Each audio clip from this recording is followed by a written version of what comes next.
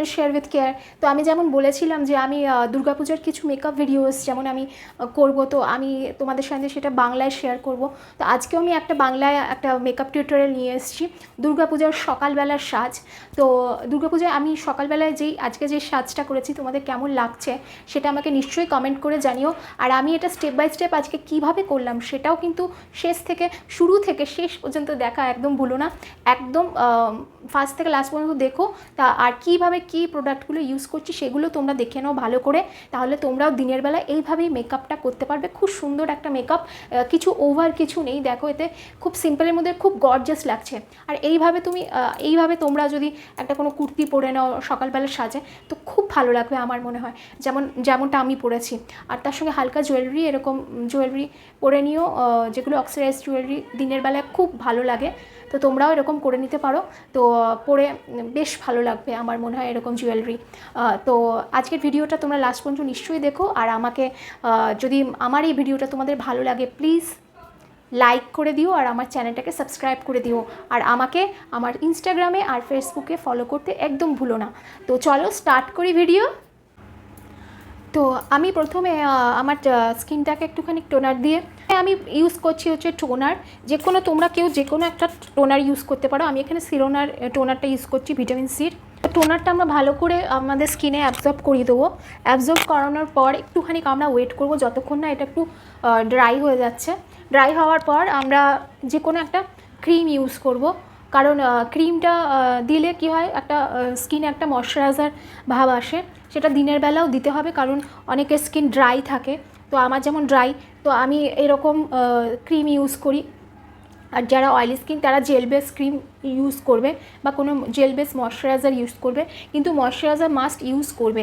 তাতে কী হবে, তোমাদের ফেসটা তো হাইড্রেট দেখাবেই, আর ভালোভাবে যে স্কিনে যে মেকআপটা তোমরা যখন করবে মেকআপটা খুব ভালো লাগবে, আর মেকআপটা ভালোভাবে ব্লেন্ডও হবে, আর মেকআপটা কখনো শুকনো শুকনো মনে হবে না স্কিনে।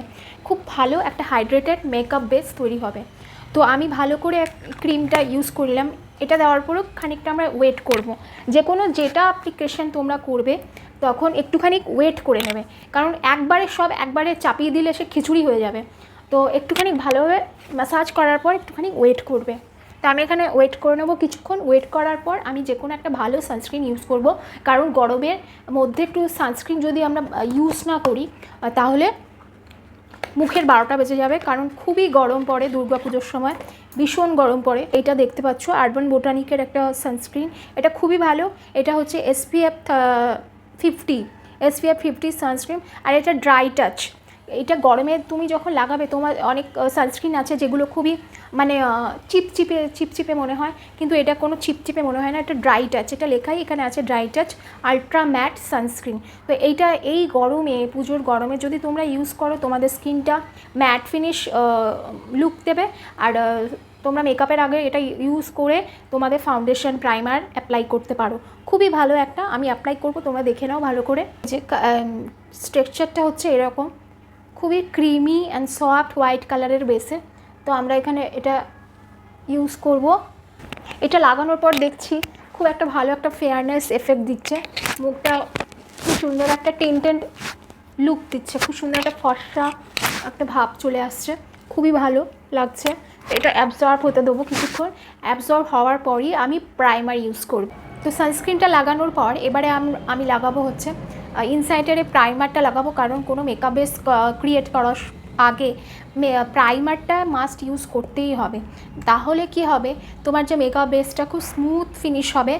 আর যখন ব্লেন্ড করবে তখনই বুঝতে পারবে যে প্রাইমারটা লাগানো কতটা দরকার।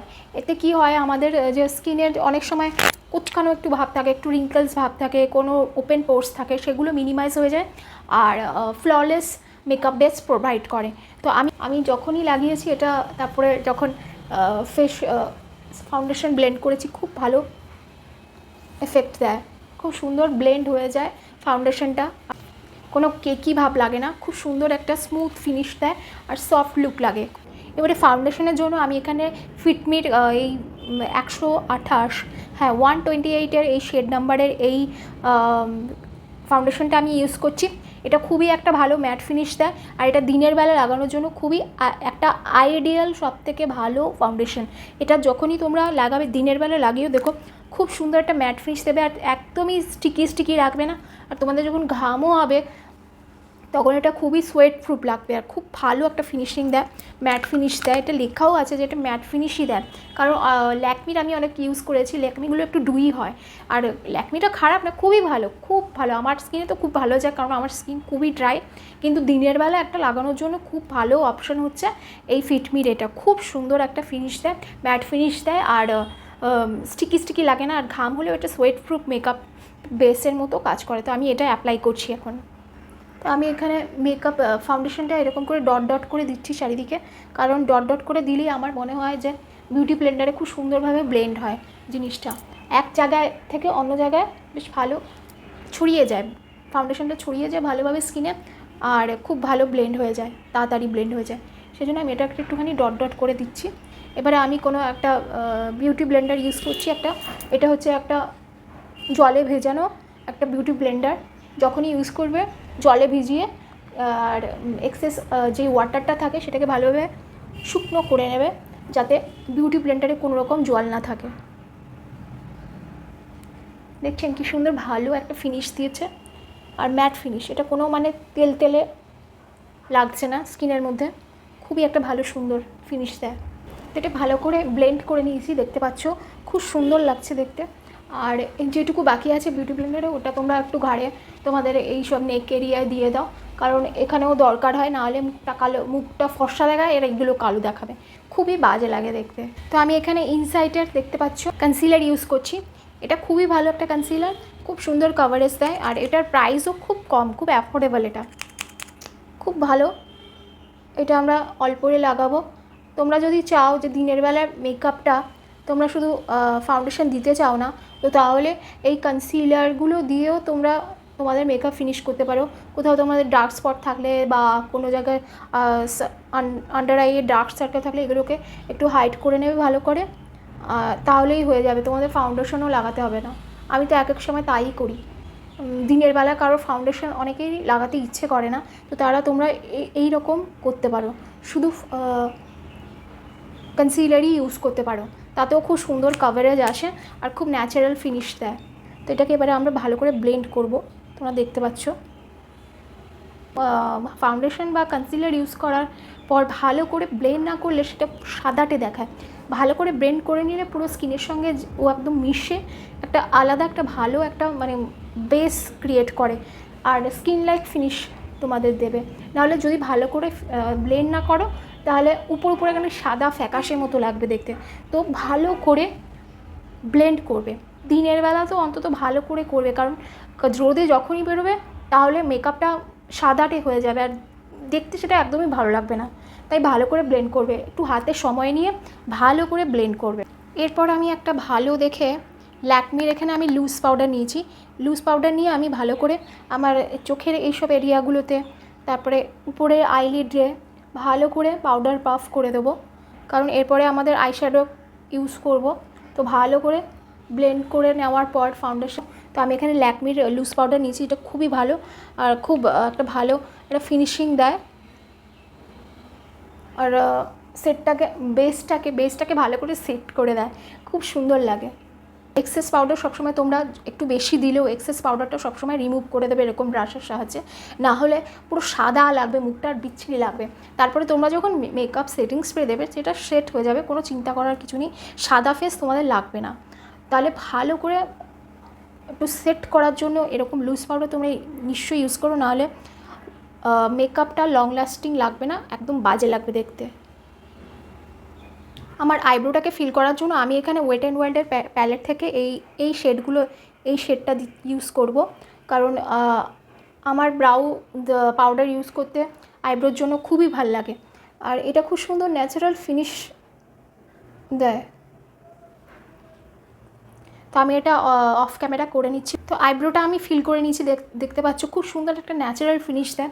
এই ওয়েট অ্যান্ড ওয়াইল্ডের প্যালেট আর মার্সের প্যালেটটা খুব ভালো ব্রাউ প্যালেট, তোমরা অ্যাফোর্ডেবলের মধ্যে নিশ্চয়ই কিনবে, খুব ভালো একটা প্যালেট। দেখতে পাচ্ছ আমি আগে পারতামই না আইব্রো ফিল করতে ঠিকমতো, কিন্তু এই দুটো জবে থেকে আমি ইউজ করছি, ওয়েট অ্যান্ড ওয়াইল্ডের আর মার্সের, আমি একদম প্রো হয়ে গেছি আর একদম ভালো করে করতে পারি। আগে তো আমি পারতামই না একদম। আমি হালকার উপরেই ভালো করে আইব্রোটাকে এইভাবে সেট করে নিলাম, দেখতে পাচ্ছ খুব ভালো লাগছে এবারে। তো আইশ্যাডোর জন্য আমি এখানে নিকাকের এই প্যালেট থেকে এই শেডটা পিক করছি, দেখতে পাচ্ছ এটা ব্লু আন্ডারটোনের মধ্যেই আসছে একটা। আমি চাইলে এরকম ডিপ কালারের আইশ্যাডো ইউজ করতে পারতাম, কিন্তু সেটা রাত্রিবেলায় ভালো লাগতো, দিনের বেলা একদমই ভালো লাগবে না, কারণ দিনের বেলা অত ডার্ক আইশ্যাডো চোখে একদমই ভালো লাগবে না। তাই আমি ওর থেকে একটু হালকা শেডের এরকমই ব্লু আন্ডারটোনের একটা শেড নিয়েছি। তোমাদের কাছে তোমাদের আইশ্যাডোতে যদি এরকম হালকা ধরনের কিছু ব্লু আন্ডারটোনের কিছু থাকে তাহলে তোমরা সেটা ইউজ করতে পারো, খুব ভালো লাগবে। আর যদি না থাকে তাহলে ডিপ কালারটাকেই নেবে, অল্প করে নেবে, তাহলে অতটা ডিপ লাগবে না আর খুব সুন্দর একটা ফিনিশ দেবে। আমি এটা আমার ক্রিজে ভালো করে এই আউটার কর্নারে ইউজ করছি, দেখতে পাচ্ছ। আমি এদিকে আনবো না, এদিকে আনলে আই মেকআপটা একদমই ভালো লাগবে না।